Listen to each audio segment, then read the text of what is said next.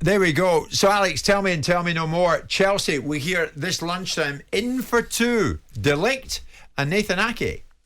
Well, in for more than two, obviously, because you've got the Raheem Sterling link that really seems to be gathering momentum. There's a confidence from Chelsea that deal can happen now, taking Sterling from Manchester City to Chelsea. And he might not be the only one of Pep Guardiola's title-winning side that ends up at Stamford Bridge, because we know they're also keen on Nathan Ake, former Chelsea player, of course, started his English career there, went to Bournemouth, got that big money move to Manchester City. I have to bow down to Simon Jordan, actually, because I remember when we were speaking about Nathan Ake making that move, he wasn't necessarily sure that he was a Manchester City player in terms of calibre. I was convinced he would be.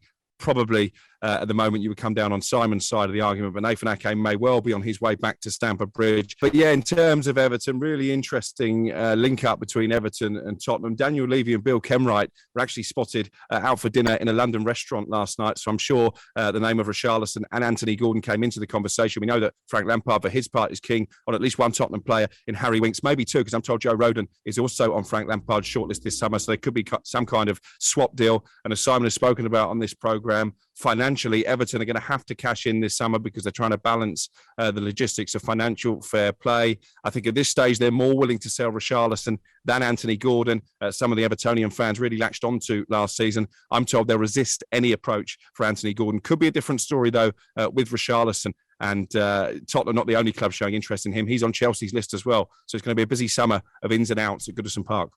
I know Richarlison's highly rated, Simon, but at times the temperament comes into it there. Anthony Gordon, I would really want him to stay with Everton, where he's fitted in beautifully and the Evertonians love him. Yeah, well, he's a young player that's come through their academy. It's one thing having a stockpile of players in your academy like Chelsea had that you can profit off and turn the academy into an economic situation. There's another thing when you're a club like Everton that are bringing young players through and you want the benefit of them. Now, Richarlison to me is one of those that they had to have. He came with Marco Silva because Marco Silva had him at Watford. He spends more time rolling around the ground and making a four-act play out of everything than he actually does contributing.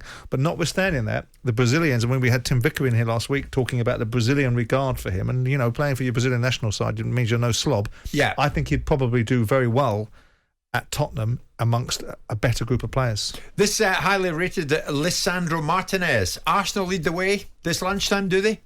Yeah, it looks that way. He's been mentioned as a possible Manchester United target. Obviously, there's the Erik ten Hag connection. Everybody who's ever played for Ajax or under ten Hag seems to be linked with a move to Manchester United. But it's Arsenal who certainly have put their cards down early. They've had one bid rejected. They've gone in with a second bid in the region of £35 million. They're awaiting a response on that.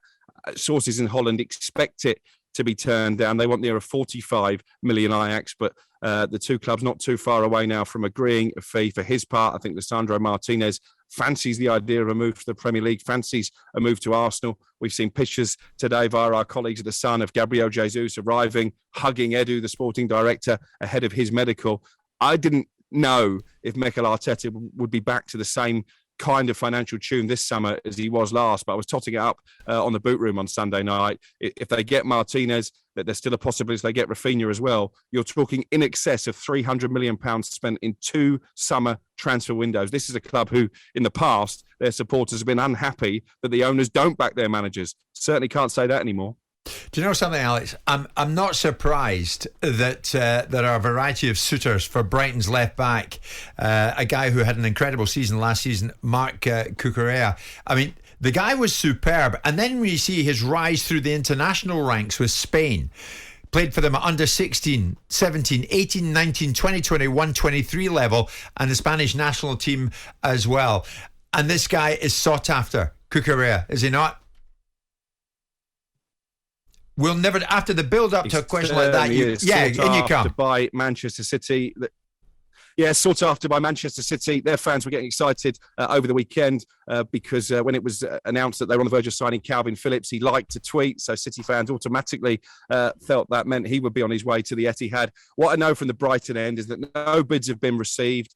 They're unaware that personal terms have been agreed between Cucurella and Manchester City. That was another story emanating from the Spanish press over the course of the weekend. And Tony Bloom at this stage has no intention to cash in on another of his star assets. They've already sold Yves Bissouma for £30 million to Tottenham. Historically, we know that Brighton aimed to sell maximum of one of their big names each summer. They sold Ben White to Arsenal last summer, kept hold of Basuma. That is the plan for Cucurella. Now, if Manchester City were to come in and bid 50, 60 million pounds, then clearly Brighton would have a decision to make. At the moment, that hasn't happened. And what we know about Tony Bloom is that he won't be forced to sell a player that he doesn't want to for less than his market value. So at the moment, I expect Cucurella to start the season at Brighton unless City really come in big.